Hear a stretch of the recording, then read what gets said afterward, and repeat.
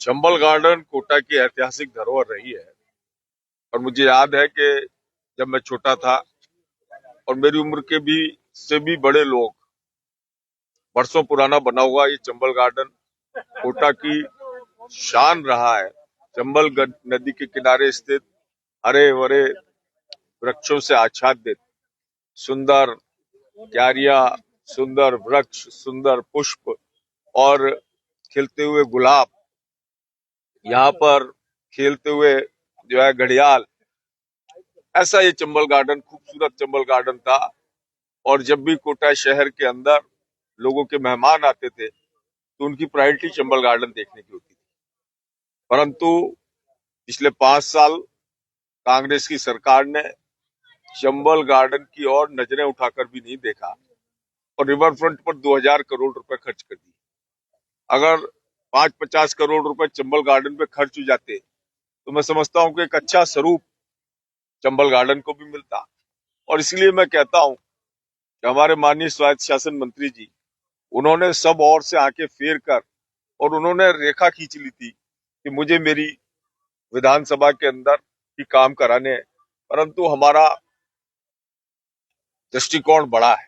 हमारे माननीय लोकसभा अध्यक्ष जी पूरे कोटा, बूंदी और हाड़ौती के विकास की चिंता करते और हमने पुनः इसका तकमीना तैयार करवाया है। डीपीआर तैयार हो रही है और लगभग 60-70 करोड़ रुपए की लागत से इस चंबल गार्डन को नया स्वरूप, जिसमें वॉकिंग ट्रैक होगा, बच्चों के खेलने के लिए जगह होंगी, कैफेटेरिया होंगे, चौपाटी होगी, छोटी छोटी हस्तशिल्प की, जहां हमारी महिलाएं जो स्वदेशी उत्पाद बनाती हैं उनकी छोटी छोटी स्टॉल्स होंगी और एक सुंदर रौनक इस चंबल गार्डन की पुनः लौटे, इस और हम प्रयास कर रहे हैं। यहाँ जॉय ट्रेन, जो बच्चों की ट्रेन है जो बंद पड़ी हुई है, उसके लिए कहा है। मेरे को एक अधिकारी जो है 2-3 दिन के अंदर मुझे अवगत कराएंगे।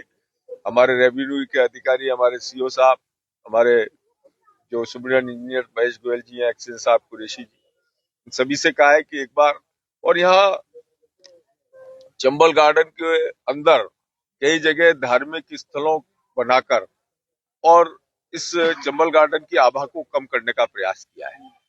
और ये जो धार्मिक स्थल बने हैं, ये धार्मिक स्थल यदि पूर्व में बने होते तो चंबल गार्डन की बाउंड्री उन धार्मिक स्थलों के को छोड़ते हुए बनाई जाती। परंतु ये निश्चित है कि जब चंबल गार्डन की बाउंड्री थी, उसके बाद यहाँ धार्मिक स्थल बने, तो ऐसे जो धार्मिक स्थल अन्यथा इस प्रकार की चेष्टा करके बनाए गए हैं, मैं समझता हूँ इसमें समाज भी ऐसे लोगों का साथ नहीं देगा जिनका एक कुत्सित प्रयास रहा हो कि उन्होंने जान करके चंबल गार्डन के अंदर अपने धार्मिक स्थान खड़े कर दिए।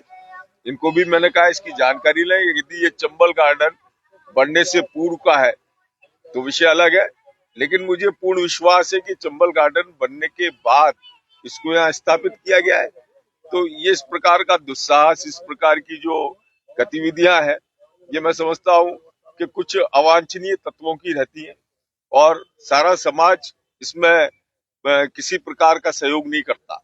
और मुझे पूर्ण विश्वास है कि इसकी रिपोर्ट आने के बाद हम जब इस पर कार्रवाई करेंगे तो समाज ऐसे लोगों को जो है बिल्कुल, जो अपने स्वार्थ के कारण जगह जगह ऐसे धार्मिक जगह बना देते हैं और उसके बाद जो है उनका उसका दुरुपयोग करते हैं, तो ये सारा प्रयास रहेगा जिससे एक आभा, एक छटा जो हमारी कभी चंबल गार्डन की रहा करती थी। क्योंकि मैं बरसों से, जब छोटे थे, स्कूल उनको जो है कंसेशन दिया जाता था और स्कूली तौर पे स्कूल बच्चे भ्रमण के लिए आते थे, पिकनिक मनाया करते थे, वो दृश्य इसका पुनः लौटे, ये प्रयास हमारा है।